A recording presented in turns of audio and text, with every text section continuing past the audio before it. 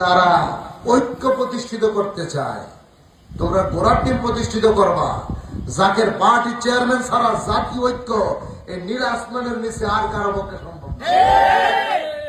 আমার বাবার আওলাদের একটা কথাও কিন্তু মিথ্যা প্রমাণিত হয় নাই। এই জন্য তিনি আমাদেরকে আবার বলছে, বাজার এই বাংলার মানুষের কাছে শেষ আজানটা দিয়ে আসো।